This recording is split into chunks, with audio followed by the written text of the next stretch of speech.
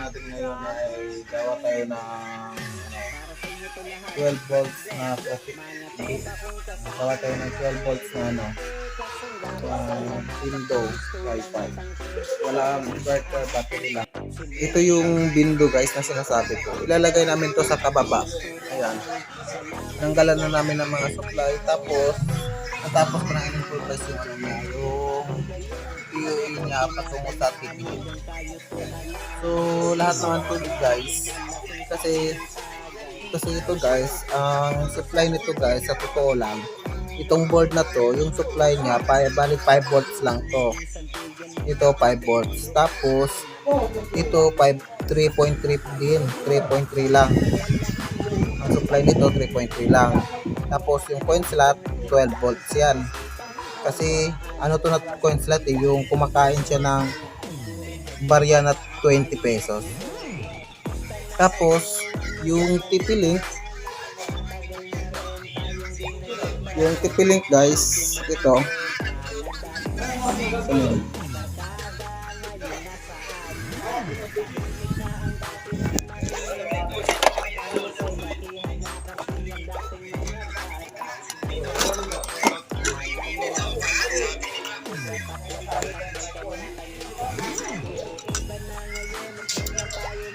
guys na guys, yung TP-Link o di kaya Compass, ito ang supply nito guys 24 volts to.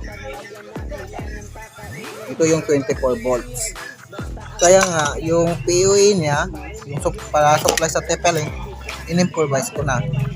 Ito direkta na to sa battery to battery na to. Wala nang di ba sa 220 yan. Ayan, 220, isaksak mo yan sa 220, tapos dito yung supply. So, ngayon, in-improvise namin, hindi na natin siya isaksak sa, sa battery, ay sa kuryente, hindi na siya isaksak sa kuryente, diretso na siya sa battery. I-improvise na lang siya. So, para mapagana to,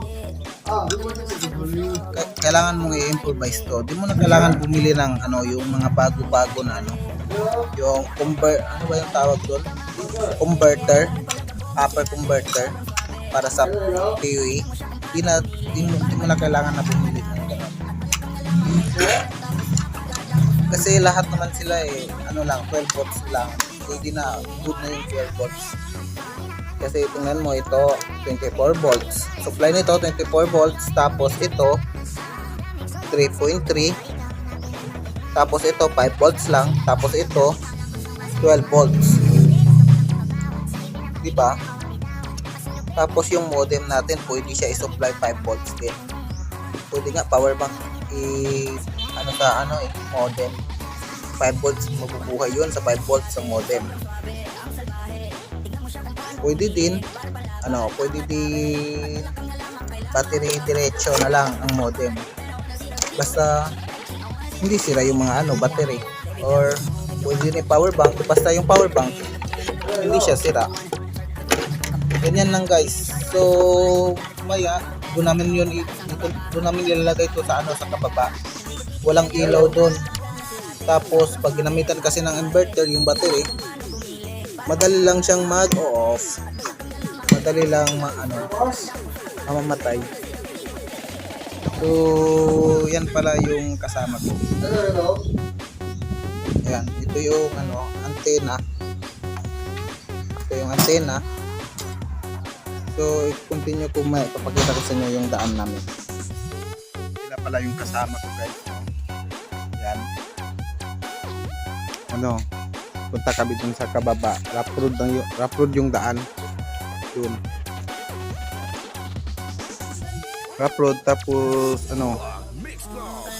basta sobrang pangit ng daan. Hindi siya plain. Maraming bato, yung malalaki pa talaga.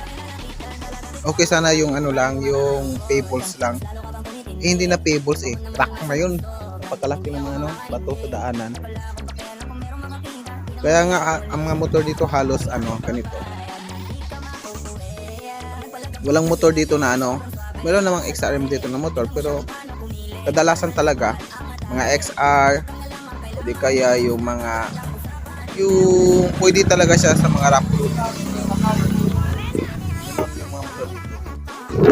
Guys, ito yung daanan namin ngayon, rough road.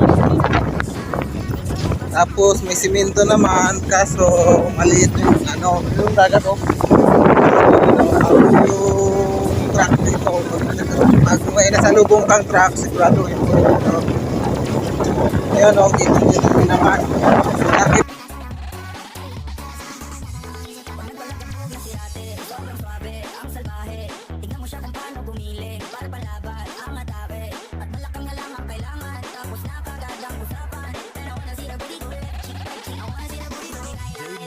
Baby girl, just move if you want, shake if you want. Sige, lugin mo, do what you want. Surf if you want, kapag lahat ng nakatingin. Shawty, why you so fun? You got it from your mama. Ass like Coke, taas ang kababa. Alam mo naman, pagkabang ka talaga, ha? Hindi ko titigilan yan hanggang umalagak na si ate. Sobrang suabe, ang salbahe. Tignan mo siya kung paano bumili. Para palaban, ang atake.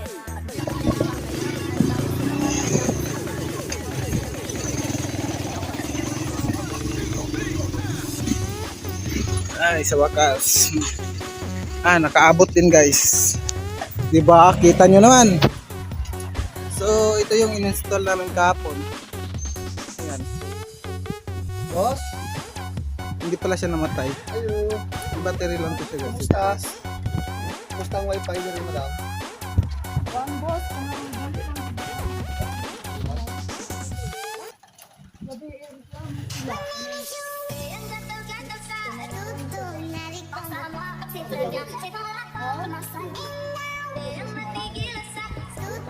Yan yung in-install namin guys. Battery drive lang to, walang inverter. So, hanggang ngayon, okay pa naman siya. Hindi naman nawiwik yung battery. Gusto niyo makita yung supply ng Wi-Fi. Ito lang yung supply ng Wi-Fi, tingnan nyo. Yan. Yan yung supply ng Wi-Fi. Ito yung wire ng Wi-Fi. Walang yan guys, walang controller. Ang controller niyan ay nandun sa loob ng window, doon ko nilagay. Pero wala yung solar panel controller. 'Di ba? Tingnan nyo. Ilang plates lang yan. 9 plates lang yan guys. 9 plates lang to. Napakaliit. Pero hanggang ngayon hindi siya nag-off. Di ba? Hindi siya nalulobat Kinaya niya magdabag. Ngayon guys, tapos na kami dito sa video na so lipat naman kami dito sa Kasla. Okay na siya. Kaya i-install na namin yung isa pang bendo. May isa pang bendo ito. Battery drive lang din to, walang solar. Ay walang walang inverter. Lalo ba? Hindi na lang nabiling day. Sinsilyo sa lang yun. Piso lang kung sa kampa. Piso lang nabiling. So ngayon guys, nakarating na tayo dito sa yung lalagyan natin ng SYP window. Kaya guys, katingin yung bata yung bata. Kaya ituturo ko sa inyo guys kung paano papaganahin yung TP-Link na gamit lang yung battery. So ito yung in-improvise natin. Ito yung guys, yung para sa TP-Link natin, siya yung supply, pero 24 volts to siya. Gagawin na lang natin 12 volts. In-improvise ko na to. Parang labor pa lang dito sa paggawa ng ganitong bagay. 1K. Sa bibili sila ng inverter. What's up? Hey! Pag inverter kasi guys, bali bibili sila ng inverter dito sa wattage. Mahal din yun. Aabot yun ng aabot yun 4,000. 4,000. Napakamahal. Pag ganito lang, 1K lang bayad nila sa akin. Tapos nakalamang pa, pag gumamit sila ng inverter, yung battery nila madaling luwig. Pag ganito yung ginagamit, yung diretso na lang sa direct, mura lang. Tapos yung battery, parang makakasave ka din ng battery energy, makakasave ka.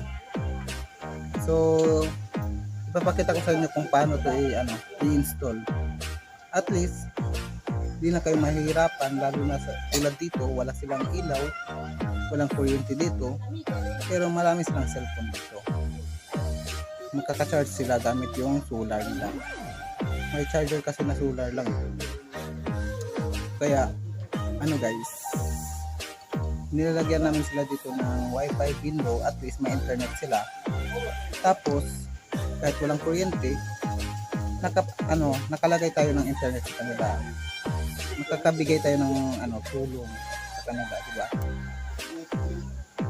Loob ng guys, ng wifi natin. Di ba alam niyo, tinuro ko na kanina, ito yung 3.3 volts, tapos ito 5 volts.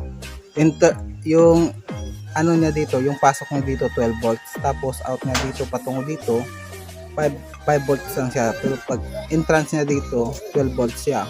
Tapos itong coin slot natin 12 volts din to. So ito yung compass, ilalagay natin yung compass. So ipapakita ko sa inyo katapos ito. Bago pala maglagay ng compass guys, dapat may controller kayo. Ito ginawa ko din to, controller. Bali yung battery pag nag-weak siya, hindi siya yung hindi yung maapektuhan yung window natin o kaya yung modem. Yung kuryente niya steady hanggang mag-weak siya. Parang controller siya, ganun. Guys, tingnan nyo. Yan, may na siya. Tapos yun yung in-improvise natin na 12 volts lang. Tapos At sinamahan niyo ako, kasama nung mabuti, nandyan pa rin kayo. Di niyo ko pinabayaan, nandyan kayo tumalalay. Kayo lang naghatid ng nalasing sa unang tagay. Uupo pa ako sa unang itak. Kayo ang unang tumawa ng ang pusong nagbiyak. Kayo ang naging sandigan ng patibay ng loob. Kaya nakatong tumayo kung saan na tayo. Salamat sa lahat, di ko kayo malilimutan. Kahit ang watak-watak na nandyan pa rin sa isipan. Ang mga ala-alang sabay nating binuo. Sana ay muling magkita pa at tayo'y mabuo. Gusta na kayo, ano ang balita? Matagal na rin tayong di nagkita. Maski na ang tropa na dating kasama. Mga barkada ngayon nasaan na? Tahimik na ang dati na maingay na kalsada. Nagsilakihan na kasi ang dating mga bata. Nasa na ang tropa, ngayon nawala na. Nagwatak-watak at may kanya-kanyang pamilya. Pero iba na ngayon at di na tayo mga bata. Kailangan magtrabaho.